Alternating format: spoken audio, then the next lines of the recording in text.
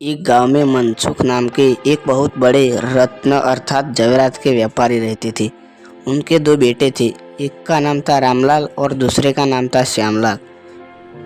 श्यामलाल उसमें से रामलाल बहुत ही कपटी और कठोर व्यक्ति था, जो कि हमेशा लालच ही करता था।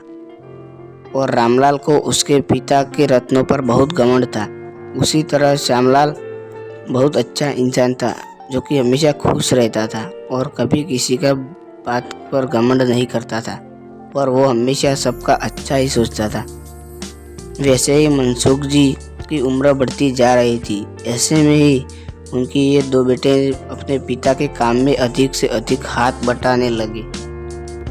ऐसे ही कई दिन बीत गए और आखिर में मनसुख जी चल बसे और उनका सब कारोबार रामलाल और श्यामलाल के हिस्से में आया। तभी रामलाल बड़ा भाई होने के नाते उसे सभी हिस्से में अपनी मर्जी चलाने लगा और असली रत्न के नाम पर नकली रत्न बेचने लगा और उससे उसका बड़ा अच्छा मुनाफा होता था। और धन दौलत की लालच में वो परिवार वालों से भी गुस्से से बात करता था। वैसे ही वो ये नकली धंधा चालू ही रखता है और वैसे तो ये बात श्यामलाल को तो पता भी नहीं होती और चुपके से ये रामलाल ये धंधा कर रहा है। और फिर ये सब बातें श्यामलाल को पता चलती है और वे तभी रामलाल को समझाता भी है कि नकली व्यापार करना बहुत बड़ा गैर कानूनी है। लेकिन रामलाल उसकी भी बात नहीं सुनता और उसको भी गाली देकर वहाँ से जाने के लिए कहता है। और रामलाल उसको बंटवारे की बात कहता है और श्यामलाल का हिस्सा भी रामलाल ले लेता है और ज़बरदस्ती करके उसको अपने घर से भगा देता है।